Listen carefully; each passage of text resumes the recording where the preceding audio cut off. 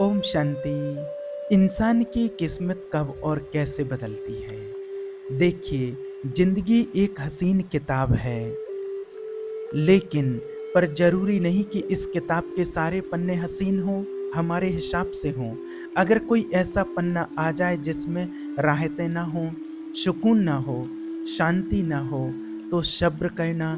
जिंदगी सड़क की तरह है, ये कभी भी सीधी नहीं होती है। कुछ देर के बाद मोड़ अवश्य आता है, इसलिए धैर्य के साथ चलते रहो। आपकी जिंदगी का सुखद मोड़ आपका इंतजार कर रहा है। मुश्किलें अगर दरवाजा खटखटाएं तो कभी डरो मत, निडर होकर दरवाजा खोल दो, क्योंकि कामयाबी अपना भेष बदल कर ही आती है। याद रखना कि जीवन में खाली व्यक्ति ही सबसे ज्यादा दुखी होता है। यदि आप सीखना चाहो तो आपकी हर गलती आपको एक सबक दे करके जाती है। आज का वीडियो न केवल आपको रोमांचित करेगा, बल्कि आज आपको बहुत गहरी सीख मिलेगी। एक घर में देखिए 5 दिए जल रहे थे। एक दिन पहले दिए ने कहा, इतना जलकर भी मेरी रोशनी की कोई कदर नहीं। आज मैं सबके लिए व्यर्थ हूँ, इससे तो बेहतर है कि मैं बुझ ही जाऊं। ये कहकर वो दिया बुझ गया। जानते हो वह दिया कौन था? वह दिया था उत्साह का प्रतीक। उसे देखकर दूसरा दिया, जो कि शांति का प्रतीक था, उसने कहा कि मुझे भी बुझ ही जाना चाहिए। मैं निरंतर दुनिया को शांति की रोशनी दे रहा हूँ, पर फिर भी लोग हिंसा करते हैं। यह कहकर वह दिया भी बुझ गया। तीसरा दिया जो भाईचारे का था, वह भी उन्हें देख करके बुझ गया। अब ना उत्साह था, ना शांति, ना भाईचारा। तो ऐसे में चौथा दिया जो एकता का प्रतीक था, वह भला कैसे जलता? वो भी आखिरकार बुझ ही गया। पर एक दिया था जो अभी भी जल रहा था, और एक छोटी सी लौ लिए एक दिया अपनी मध्यम सी लौ लिए निरंतर जल रहा था, अपनी रोशनी बिखेर रहा था। एक छोटा बच्चा घर में आया, उसे 4 बुझे देखकर अफसोस नहीं हुआ, बल्कि वो 5 में जलते हुए दिए को देख करके खुशी से झूम उठा। और उस नन्हे से दिए ने उस नन्हे से बालक ने छोटे से दिए से वो चारों दिए फिर से रोशन कर दिए, चारों दिए फिर से जला दिए। आप जानते हैं कि वो दिया कौन-सा था? वो दिया था उम्मीद का, वो दिया था आशा का। और उम्मीद वक़्त का बहुत बड़ा सहारा होती है। उम्मीद तो हर लहर का किनारा है। मुश्किल वक़्त में अगर किसी चीज़ की बहुत ज़रूरत है तो वह है उम्मीद की, आशा की, सहयोग की, और एक-दूसरे के साथ मिलकर खड़े होने के एहसास की। अजीब खेल है इस दुनिया का। कर्म अच्छे करते चलो और फिर ईश्वर की महिमा देखो। अगर दर्द ना होता तो खुशी की कीमत ना होती। अगर सब कुछ केवल चाहने से मिल जाता तो दुनिया में ऊपर वाले की ज़रूरत ना होती। देखिए, बहुत समय पहले की बात है। अमरगढ़ नाम के राज्य पर एक राजा विक्रम सिंह का शासन था। राजा विक्रम सिंह एक न्यायप्रिय और अपनी प्रजा की भलाई के बहुत प्रिय शासक थे। उनकी दरबार में कई मंत्री और दरबारी थे, जिनमें से एक प्रमुख मंत्री धर्मपाल थे, जो समय-समय पर राजा को उचित सलाह देते थे। उसी राज्य में एक प्रसिद्ध ज्योतिषी रहते थे, जिनका नाम महर्षि देवदत्त था। वे ज्योतिष विद्या में अत्यंत निपुण थे और भविष्यवाणी करने में सिद्धहस्त माने जाते थे। विद्वान होने के बावजूद भी एक साधारण जीवन जीते थे। उनके पास जो भी लोग आते, वे अपनी श्रद्धा से जो भी देते, महर्षि उसे स्वीकार कर लेते। लेकिन वे किसी से कुछ भी मांगते नहीं थे। यदि वे चाहते तो अपनी विद्या के बल पर अपार धन संपत्ति अर्जित कर सकते थे, परंतु उन्हें लालच से कोई सरोकार नहीं था। महर्षि देवदत्त की भविष्यवाणियां इतनी सटीक होती थीं कि जो कुछ वे कहते वह सत्य सिद्ध होता था। धीरे धीरे उनके ज्ञान और सत्यवादिता की चर्चा पूरे राज्य में फैलने लगी। इस समाचार मंत्री धर्मपाल तक भी पहुंचा। मंत्री ने अपने एक सेवक को महर्षि देवदत्त के पास भेजा और संदेश दिया कि वे उनसे मिलना चाहते हैं, किंतु महर्षि देवदत्त ने मिलने से मना कर दिया और उत्तर दिया, यदि मंत्री जी मुझसे मिलना चाहते हैं तो उन्हें स्वयं मेरे पास आना होगा। मुझे उनसे मिलने की कोई इच्छा नहीं है। मंत्री धर्मपाल को ये अपना अपमान महसूस हुआ। वे सोचने लगे कि एक साधारण व्यक्ति की यह हिम्मत कि वह मेरे आदेश को टाल दे। फिर कुछ विचार कर वे स्वयं महर्षि देवदत्त के घर जा पहुंचे। महर्षि देवदत्त ने उनका स्वागत करते हुए कहा, मंत्री वर, मैं एक साधारण व्यक्ति हूँ, बताइए मैं आपकी क्या सेवा कर सकता हूँ। मंत्री धर्मपाल बोले, महर्षि, मैंने सुना है कि आप ज्योतिष विद्या में अत्यंत पारंगत हैं। मैं भी यह विद्या सीखना चाहता हूँ। क्या आप मुझे विद्या सिखा सकते हैं? महर्षि देवदत्त ने उत्तर दिया, ये विद्या मैंने अपने पूर्वजों से सीखी है। यदि आप इसे सीखना चाहते हैं तो मुझे कोई आपत्ति नहीं, लेकिन इसके लिए आपको मेरे पास आना होगा और विधि पूर्वक अध्ययन करना होगा। मंत्री धर्मपाल ने सहमति जताई, लेकिन बोले, पहले मैं आपकी परीक्षा लेना चाहता हूँ। उन्होंने महर्षि देवदत्त से कुछ प्रश्न किए, जिनका महर्षि ने अपनी ज्योतिष विद्या से बिल्कुल सही उत्तर दिया। मंत्री धर्मपाल अचंभित रह गए, क्योंकि वे प्रश्न उनके व्यक्तिगत जीवन से संबंधित थे, जिन्हें उनके अलावा और कोई नहीं जानता था। इस प्रकार मंत्री धर्मपाल महर्षि देवदत्त से अत्यंत प्रभावित हुए और प्रतिदिन उनके पास जाकर ज्योतिष विद्या का अध्ययन करने लगे। आहिस्ता आहिस्ता दोनों में अच्छी दोस्ती हो गई और वे अच्छे मित्र बन गए। अपने मित्र धर्मपाल को देवदत्त ने ज्योतिष विद्या सिखाई। मंत्री धर्मपाल अब ज्योतिष विद्या में निपुण हो चुका था और उसकी कही हुई बातें भी बिल्कुल सत्य सिद्ध होने लगी। एक दिन मंत्री ने सोचा, मुझे अपने मित्र महर्षि देवदत्त के भाग्य का भी हिसाब लगाना चाहिए। जब उसने गणना की तो उसे पता चला कि आने वाले 30 दिन महर्षि के लिए अत्यंत अशुभ और संकटमय हैं। अगर वो 30 दिनों तक घर से बाहर निकले तो उनकी जान को खतरा हो सकता है। ये देखकर मंत्री धर्मपाल चिंतित हो गया। उसके विश्वास अपने आप में उसे विश्वास था कि उसकी गणना अब गलत नहीं हो सकती है। वह तुरंत महर्षि देवदत्त के घर पहुंचा और कहा, मित्र, अगले 30 दिन तुम्हारे लिए बहुत ही अशुभ हैं। कृपया इस 30 दिनों तक आप घर से बाहर मत निकलना।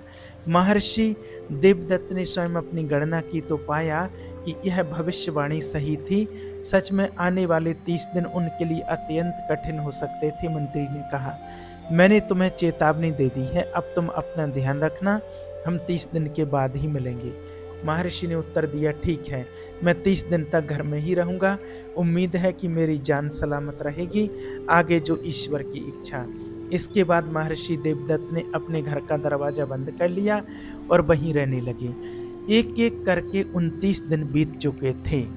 फिर 29 दिन बीतने के बाद 30वां दिन भी आ पहुंचा। अब महर्षि को आभास हुआ कि अब अशुभ घड़ियां निकल चुकी हैं। अब 30वें दिन उन्होंने स्नान किया और यह सोच करके घर से निकले कि मंत्री धर्मपाल मेरे परम मित्र हैं, वे हमेशा मुझसे मिलने आते हैं, लेकिन मैं एक बार भी उनसे मिलने नहीं गया। मंत्री से मिलने की खुशी में वे ये भूल ही गए कि 30वां दिन अभी पूरा नहीं हुआ था और अशुभ समय अभी समाप्त नहीं हुआ था। वे खुशी खुशी मंत्री जी के महल की ओर रवाना हो गए। मंत्री के महल की तरफ जाने के 2 रास्ते थे, एक तो मुख्य सड़क का रास्ता और दूसरा नदी के किनारे से होकर जाने वाला कच्चा रास्ता। महर्षि देवदत्त ने सोचा, मुख्य सड़क से जाने पर बहुत से लोग मिलेंगे और तरह तरह के सवाल पूछेंगे कि मैं इतने दिन कहाँ था, इसलिए बेहतर होगा कि मैं नदी के किनारे वाले रास्ते से जाऊं। वे उस कच्चे रास्ते से चल पड़े। चलते चलते दोपहर हो गई और सूरज सिर के ऊपर चमकने लगा। तभी उन्हें एहसास हुआ कि वो रास्ता भटक चुके हैं और एक वीरान जंगल की ओर निकल चुके हैं। चारों तरफ गहरा सन्नाटा था। दूर दूर तक ना कोई आदमी दिखाई देता था और ना ही कोई जानवर। चलते चलते उन्हें एक पुराना खंडर दिखाई दिया। महर्षि देवदत्त बहुत ही थकावट महसूस कर रहे थे। उन्हें लगा कि इस खंडर की इमारत में कुछ देर आराम कर लूं। ये सोचकर वे खंडर के अंदर गए और अंदर पहुंचकर उन्होंने देखा कि एक जगह पर 7 बड़े बड़े संदूक रखे हुए थे और महर्षि देवदत्त को जिज्ञासा हुई कि इन संदूकों में क्या हो सकता है। उन्होंने तुरंत एक पत्थर लेकर संदूकों के तारे तोड़ दिए और देखा तो संदूक के अंदर खजाना भरा पड़ा था। हीरे मोती, सोना चांदी, हीरे जवाहरात ये सब देखकर वो सब इतना बदमाश हो चुके थे कि अपनी विद्या के बल पर भी खजाने का राज मालूम ना कर सके।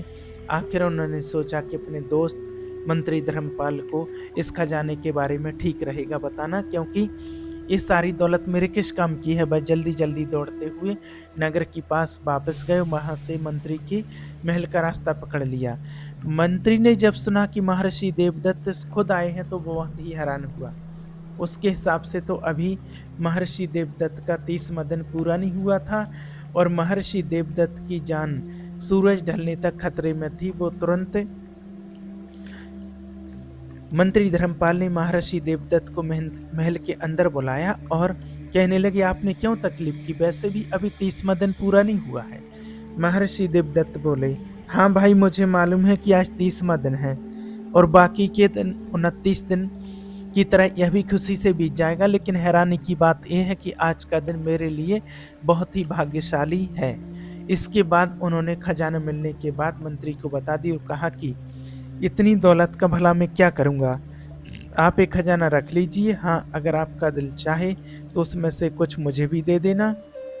ये सुनकर मंत्री बड़ा ही हैरान हुआ। उसने जल्दी से 2 घोड़े मंगवाए और उन पर सवार होकर दोनों खजाने वाली जगह पर पहुंच गए। इतना बड़ा खजाना देखकर मंत्री की आंखें फटी की फटी रह गईं और उसके मन में तुरंत बेईमानी जग गई। उसने सोचा कि कहीं ऐसा ना हो कि महर्षि देवदत्त किसी और से इतने बड़े खजाने की बात कह दें, पर यह बात होते होते राजा के कानों तक पहुंच जाएगी। ऐसा हुआ तो इस खजाने पर राजा कब्जा कर लेगा और मेरे हाथ में कुछ भी नहीं आएगा। इसलिए जरूरी है कि महर्षि देवदत्त का काम तमाम कर दिया जाए और उसे मार दिया जाए।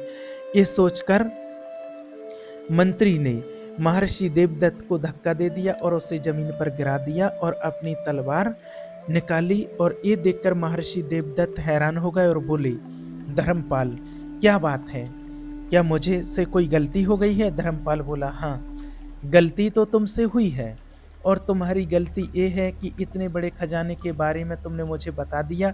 अब मुझे डर है कि अगर ये बात तुमने किसी और से कही तो खजाना मेरे हाथ से जाता रहेगा, इसलिए तुम्हारी जबान बंद करना जरूरी है। ये सुनकर महर्षि देवदत्त की आंखों के सामने अंधेरा छाने लगा। वो बोले, मैं वचन देता हूँ कि यह बात मैं किसी और से ना कहूँगा। मंत्री ने हंसकर कहा, बकवास बंद करो, तुम अपनी जान बचाने के लिए यह कसम खा रहे हो। और महर्षि देवदत्त ने उससे बहुत ही मन्नतें की, दया की भीख मांगी, लेकिन मंत्री के सर पर तो मानो खजाने का भूत सवार था। जब महर्षि देवदत्त ने देखा कि उसकी जान बचाने की कोई उम्मीद नहीं है तो वह बोला, धर्मपाल, अगर तुम मेरी जान लेना ही चाहते हो तो मेरी एक आखिरी इच्छा पूरी कर देना। धर्मपाल बोला, बोलो क्या इच्छा है? महर्षि देवदत्त दुखी मन से बोले, मेरी पत्नी को बच्चा होने वाला है, उसे कभी मत बताना कि मेरी मौत हो चुकी है। धर्मपाल ने कहा, ठीक है, मैं तुम्हारी यह इच्छा पूरी जरूर करूंगा। यह कहकर उसने अपने दोस्त को मौत के घाट उतार दिया और फिर खंडर के बाहर खड़े हुए उसके घोड़े को भी मार डाला। दोनों के शवों को खंडर के ही अंदर जमीन में दबा दिया। नदी में नहा पैर धोए और वापस अपने महल को लौट आया। अब वो बिल्कुल संतुष्ट था कि वो खजाने का अकेला मालिक है। उसने अपने सबसे भरोसेमंद नौकरों को बुलाया और रातों रात उस खजाने को अपने महल में ले आया। और उसने मंत्री ने अपने विश्वास पर, अब वो बहुत संतुष्ट था कि वो खजाने का अकेला ही मालिक है। अब उसने अपने सबसे भरोसेमंद नौकरों को बुलाया और रातों रात उस खजाने को अपने महल में ले आया। राज्य के सबसे बेहतरीन कारीगरों को बुलाकर उस खंडर को तोड़वाकर एक शानदार महल बनाने का आदेश दे दिया गया। कुछ ही महीनों में नदी के किनारे पर एक शानदार महल बनकर तैयार हो गया। इसी दौरान मंत्री ने महर्षि देवदत्त की पत्नी को बुलाया और उससे कहा कि महर्षि देवदत्त को मैंने एक विशेष काम से दूसरे देश में भेज दिया है। कुछ दिनों के बाद महर्षि देवदत्त के घर पर एक चांद बहुत सुंदर बच्चे का जन्म हुआ। बेटे का नाम धीरेंद्र रखा। बेटे के जन्म पर वीरेंद्र की मां अपने बेटे को देखकर अपने पति की याद में बहुत रोई, क्योंकि बहुत समय हो गया था, उसकी कोई खोज खबर न मिली थी। वो बदनसीब कई बार अपने पति के बारे में पता करने के लिए मंत्री के महल में गई, मगर पहरेदारों ने उसे धक्के देकर बाहर निकाल दिया। वो इसी को अपना भाग्य समझकर घर बैठ गई और मेहनत मजदूरी करके अपने बच्चे को पालने लगी। और महर्षि देवदत्त का बेटा वीरेंद्र बहुत ही बुद्धिमान था। उसकी माँ ने उसकी शिक्षा के लिए पास ही में रहने वाले एक पंडित जी के पास में भेजा। समय गुजरता गया और वीरेंद्र बड़ा होने लगा। उसकी बुद्धि दूसरों के मुकाबले बहुत ही तेज थी। समय बीता और वीरेंद्र अब युवा हो चुका था। सब लोग कहते थे कि वह अपने पिता महर्षि देवदत्त से भी ज़्यादा बुद्धिमान है। एक दिन वीरेंद्र को अपने घर पर एक पुरानी किताब मिली। उसने अपनी माँ से उस किताब के बारे में पूछा तो माँ ने कहा कि बेटा, ये तुम्हारे नाना की लिखी हुई किताब है। वो भी एक बहुत बड़े ज्योतिष और भविष्यवक्ता थे। वीरेंद्र को वो किताब बड़ी ही दिलचस्प लगी। किताब के पहले पन्ने पर ही लिखा था कि जो भी इस किताब को पूरा पढ़कर समझ लेगा, वो भूत और भविष्य की सभी बातें जान सकेगा और साथ ही साथ किसी के भी मन की बात जान पाएगा। वीरेंद्र उस किताब को बड़े ही ध्यान से पढ़ने लगा। थोड़ी देर के बाद वो चिल्ला-चिल्ला कर रोने लगा। साथ ही किताब पढ़ता जा रहा था, फिर अचानक ही हँसने लगा। उसकी माँ हैरानी से ये सब देख रही थी और पूछने लगी, "क्या हुआ बेटा? तुम कभी हँस रहे हो तो कभी रो रहे हो?" वीरेंद्र बोला, "माँ, यह एक अजीब और गरीब किस्म की किताब है। इसे पढ़कर मुझे पता चल गया है कि मेरे पिता को एक जालिम आदमी ने मार चुका है। यही वजह है कि मैं रो पड़ा हूँ। और हाँ, यह है कि मैं अपने पिता की मौत का बदला एक दिन उससे ज़रूर लूँगा। और हाँ, इसलिए कि एक दिन मैं अपने पिता की मौत का बदला उससे ज़रूर लूँगा।" सच बात जानकर वीरेंद्र की माँ बहुत रोई, लेकिन वीरेंद्र ने उसे दिलासा दिलाई। "माँ, एक किताब मुझे बताती है कि एक दिन राजा विक्रम सिंह मुझे अपना मंत्री बनाएँगे और मेरे पिता का कंकाल अभी भी वहीं पर दबा हुआ है, जहाँ मंत्री धर्मपाल ने अपना नया महल बनवाया है, उसने वहीं पर मेरे पिता की हत्या की थी। अच्छा, अब मैं बाज़ार जाकर कुछ खाने-पीने का राशन लेकर आता हूँ।"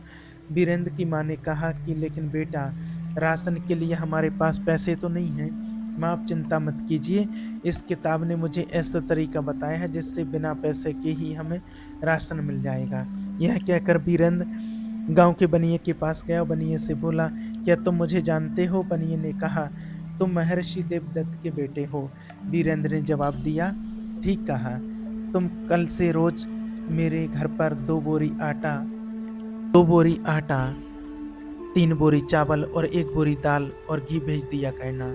दुकानदार बोला, "वो तो ठीक है, लेकिन इसके पैसे कौन देगा?" वीरेंद्र ने घूर कर बनिए को देखा और कहा, "तुम भूल गए कि अभी कुछ दिन पहले ही मैं एक किसान को तुम्हारे पास 50 मण अनाज बेचने के लिए लाया था और तुमने धोखे से उसका सारा अनाज हथिया लिया था। और यही बात अपने न्यायप्रिय राजा को बता दूंगा तो वो तुम्हें काल कोठरी में डाल देंगे।" धीरेंद्र के मुख से ये बात सुनकर बनिया थर-थर काँपने लगा।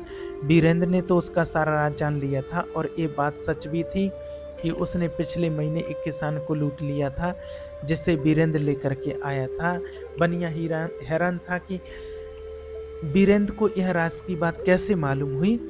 वह हाथ जोड़ करके बोला, "ठीक है, मैं वही करूँगा जैसा तुम कहते हो, लेकिन मेरी शिकायत महाराज से मत करना।" वीरेंद्र वापस अपने घर चला गया। अब वो आराम से अपने नाना की लिखी हुई किताब पढ़ने लगा। जैसे-जैसे किताब को पढ़ता चला गया, सैकड़ों और हज़ारों बातें उसे मालूम होती चली गईं। यहाँ तक कि वो इस विद्या में इतना माहिर हो गया कि रास्ते चलते व्यक्तियों के दिल की बात भी वो जान लेता। और कभी ऐसा ना हुआ कि उसके मुँह से निकली हुई बात गलत साबित हुई हो। लोग उसके बारे में कहते थे कि वह अपने पिता महर्षि देवदत्त से भी ज़्यादा बुद्धिमान और काबिल है। एक दिन मेरे अंदर माँ ने कहा कि बेटा, ताजे कमल ककड़ी और जंगली शहद खाने का मन हो रहा है, लेकिन शहर में ये चीज़ें कहीं नहीं मिलती हैं। मैंने सुना है कि मंत्री धर्मपाल के बाग में दुर्लभ फल और मधुमक्खियों का छत्ता है।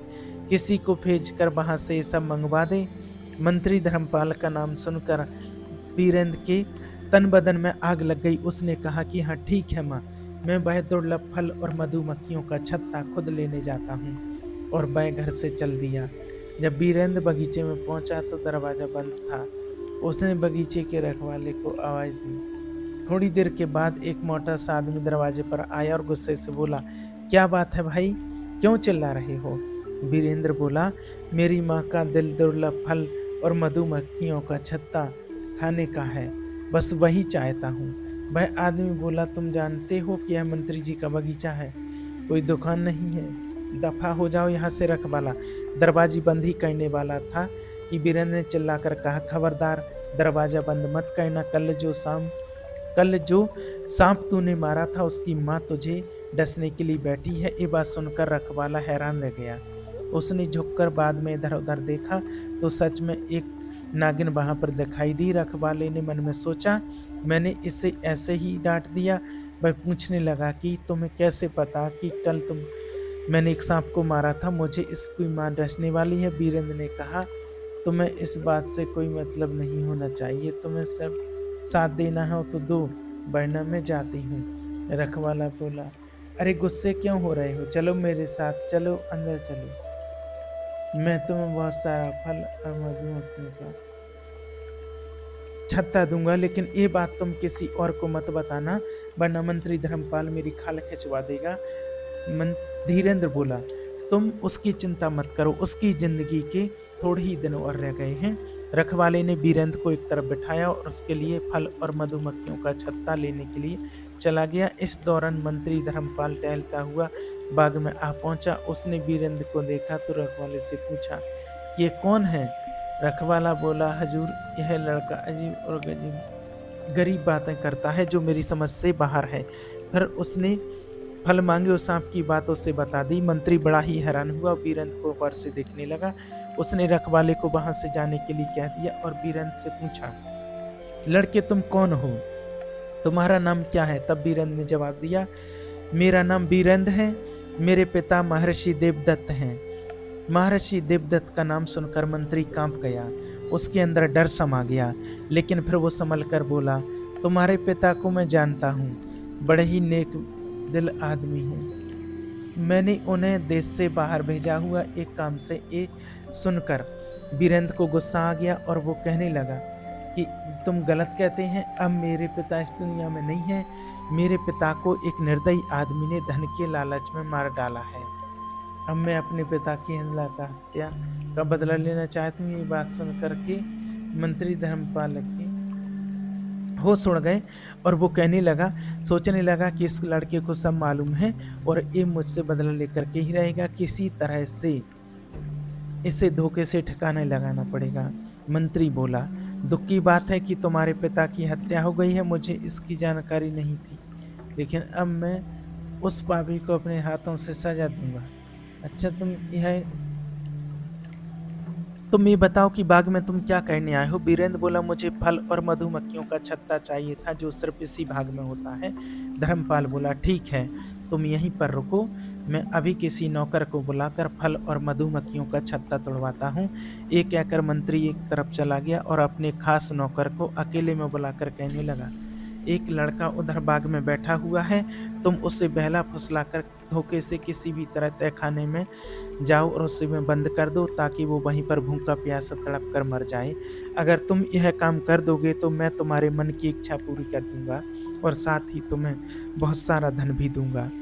ये बात सुनकर नौकर तुरंत बगीचे की ओर गया। उसने पीछे से जाकर वीरेंद्र को जकड़ लिया और उसे उठाकर तहखाने की तरफ बढ़ने लगा। वीरेंद्र ने चिल्लाकर कहा, अरे नौकर, तुम ये क्या कर रहे हो? धर्मपाल तुम्हारे मन की इच्छा पूरी कभी नहीं करेगा, वो झूठा आदमी है। अगर तुमने मुझे मारा तो धर्मपाल तुझे भी जिंदा नहीं छोड़ेगा। नौकर हैरान हुआ और उसे नीचे रखकर धीरे से बोला, तुम्हें क्या पता कि मेरे मन में क्या इच्छा है? वीरेंद्र बोला, मैं सब कुछ जानता हूँ, तुम मंत्री की बेटी से शादी करना चाहते हो और मन ही मन में मंत्री की बेटी भी तुम्हें प्यार करती है। नौकर वीरेंद्र के कदमों में गिर पड़ा और बोला, हाँ, मेरी यही इच्छा है। वीरेंद्र बोला, मैं तेरी शादी मंत्री की बेटी से करवा सकता हूँ, वह समय जल्दी ही आने वाला है जब मंत्री को मेरी ज़रूरत पड़ेगी, मगर तुम उस वक्त तक तुम मुझे मेरा पता मत बताना जब तक कि वो तुम्हें 3 तमाचे न मार दे। लेकिन मंत्री ने तुम्हें तहखाने में बंद करने का हुक्म दिया है। वीरेंद्र ने कहा, हाँ, तुम उससे कह देना कि तुमने मुझे तहखाने में बंद कर दिया। और यह कहकर नौकर ने उसे छोड़ दिया। वीरेंद्र ने फल और मधुमक्खियों का छत्ता लिया और अपने घर को चल दिया। और उसके बाद नौकर धर्मपाल के पास गया और कहा कि मालिक, मैंने उस लड़के को तहखाने में बंद कर दिया। मंत्री अब संतुष्ट था कि उसके रास्ते का कांटा साफ हो गया है।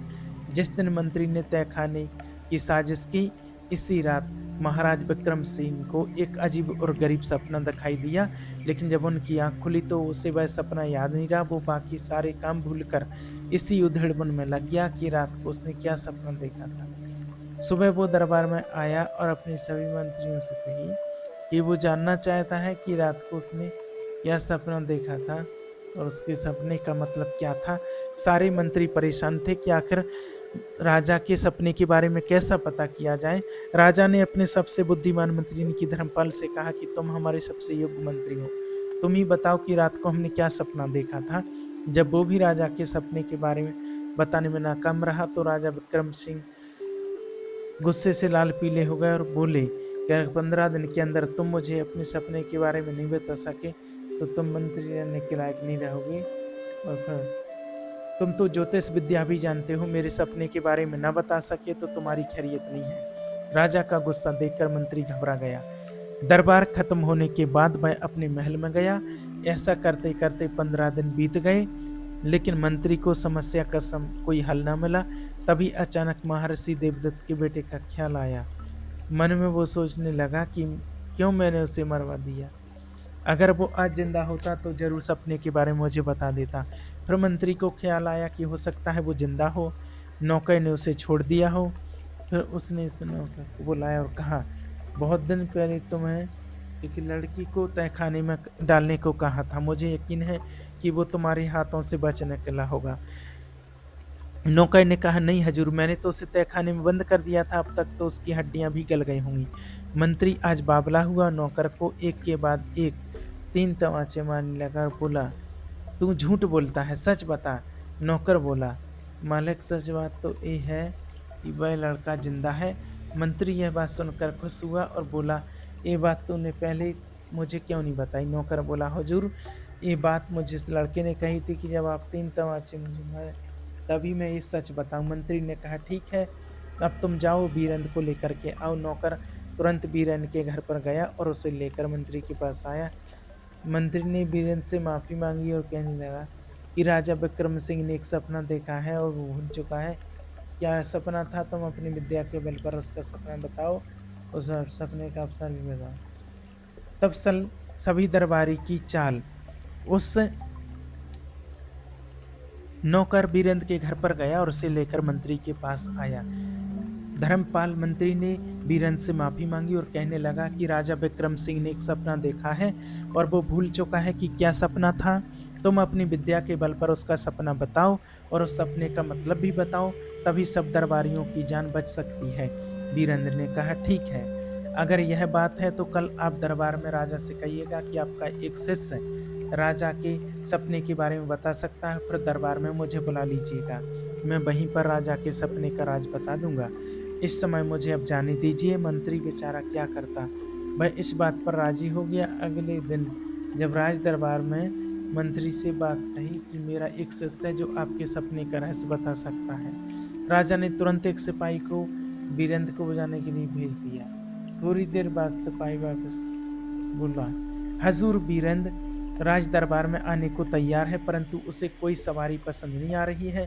उसने एक अजीब शर्त रखी है, कहता है कि वो सिर्फ मंत्री धर्मपाल की पीठ पर सवार होकर ही महल में आएगा, सवार होकर।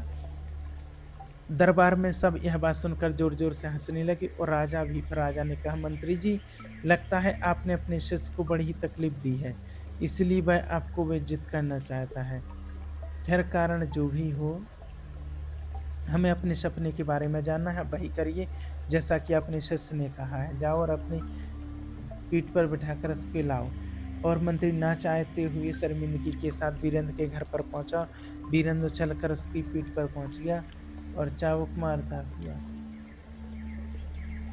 और बोला, मंत्री ना चाहते हुए भी शर्मिंदगी के साथ बीरेंद्र के घर पर पहुंचा और बीरेंद्र उछलकर उसकी पीठ पर बैठ गया और चाबुक मारता हुआ रास्ते भर ये बोलता हुआ आया कि देखो ए लोगों, आज मैं अपने पिता के हत्यारे के साथ क्या सलूक कर रहा हूँ। महल पहुंचकर वह मंत्री की पीठ से उतरा और राजा ने पूछा, युवक, पहले यह बताओ कि मंत्री ने तुम्हारे साथ ऐसा क्या किया है जो तुमने यह सजा दी। वीरेंद्र बोला, महाराज, इसने मेरे बेकसूर पिता की हत्या की है। मंत्री चिल्लाया, हजूर, ये झूठ बोल रहा है। मैंने इसके पिता को एक काम से देश से बाहर भेजा हुआ है। वीरेंद्र ने कहा, नहीं महाराज, मेरे पिता का और उसके घोड़े का हड्डियों का कंकाल आज भी नदी के पास इसके महल के नीचे मौजूद है। राजा बहुत ही हैरान था। उसने कहा, ठीक है, मैं इस बात की छानबीन करवाऊंगा। पहले तुम ये बताओ कि मैंने क्या सपना देखा और उस सपने का मतलब क्या है। वीरेंद्र ने कहा, महाराज, आपने सपने में देखा कि आसमान से एक उड़ता हुआ पक्षी आया। उसकी चोंच में अंगूर का एक गुच्छा था। उस अंगूर के गुच्छे में 7 दाने थे। पक्षी ने वो गुच्छा आपके हाथ पर रखा और उड़ गया। लेकिन जब आप अंगूर खाने लगे तो एक कौवा आया और उस गुच्छे को आपके हाथ से लेकर उड़ गया। राजा ने कहा, सच, बिल्कुल सच, मैंने बिल्कुल यही सपना देखा था। अब तुम यह बताओ कि इस सपने का मतलब क्या है। वीरेंद्र ने कहा, महाराज, आपके सपने की सच्चाई आपके सामने ही मौजूद है। मेरे पिता महर्षि देवदत्त को जंगल में 7 संदूक मिले थे जिसके अंदर खजाना भरा हुआ था। मेरे पिता ने इस बात की जानकारी मंत्री जी को दी तो मंत्री जी ने लालच में आकर मेरे पिता की हत्या करवा दी ताकि वह खजाने की बात किसी और को ना बता सके, और जो खजाना राज खजाने में जाना चाहिए था वह इस मंत्री के कब्जे में है। मेरे पिता और उनके घोड़े को मारकर मंत्री जी ने वहीं जमीन में गाड़ दिया था। यही आपके सपने की असलियत है। इस सुनकर राजा ने मंत्री को तुरंत गिरफ्तार कर लिया गया और उसके महल की तलाशी ली गई, जहां पर वो 7 खजाने से भरे हुए संदूक भी मिल गए। उसके महल के बाहर खुदाई की गई, जहां महर्षि देवदत्त और उसके घोड़े की हड्डियों के कंकाल भी मिले। मंत्री जी के सारे अपराध उजागर हो चुके थे। वो राजा से माफी मांगने लगा, लेकिन न्यायप्रिय राजा ने उसे मृत्यु दंड की सजा सुना दी।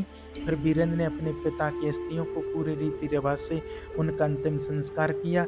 इसके बाद राजा ने वीरेंद्र से कहा, बेटे, तुम बहुत ही बुद्धिमान और योग्य युवक हो। मैं चाहता हूँ कि तुम मेरे मंत्री बन जाओ। वीरेंद्र ने यह प्रस्ताव स्वीकार कर लिया और कहा, महाराज, मेरी एक प्रार्थना है। राजा ने कहा, कहो, क्या कहना चाहते हो। वीरेंद्र ने कहा, महाराज, मंत्री जी की बेटी की शादी मेरे एक आदमी से कर दी जाए। उनकी बेटी भी उस आदमी को चाहती है। राजा ने मंत्री की पत्नी को बुलाया और उसकी बेटी की शादी की बात कही। वो इस बात पर तैयार हो गई। फिर मंत्री की बेटी की शादी उस नौकर के साथ कर दी गई जिसने वीरेंद्र को तय खाने के डालने की बजाय उसे छोड़ दिया था। वीरेंद्र ने अब अपने पिता की हत्या का बदला ले लिया था और वो महाराज विक्रम सिंह का एक मंत्री बनकर अपनी माँ के साथ एक शानदार महल में रहने लगा और एक अच्छा जीवन बिताने लगा। वीरेंद्र ने अपनी बुद्धिमानी और साहस से अपने पिता की हत्या का रहस्य उजागर किया और अन्याय करने वाले मंत्री को उसकी सजा दिलवाई। राजा विक्रम सिंह की न्यायप्रियता ने साबित किया कि अपराधी कितना भी शक्तिशाली क्यों ना हो, सच्चाई एक न एक दिन सामने आ ही जाती है। वीरेंद्र को उसकी योग्यता का उचित सम्मान मिला और वह राजा का मंत्री बना।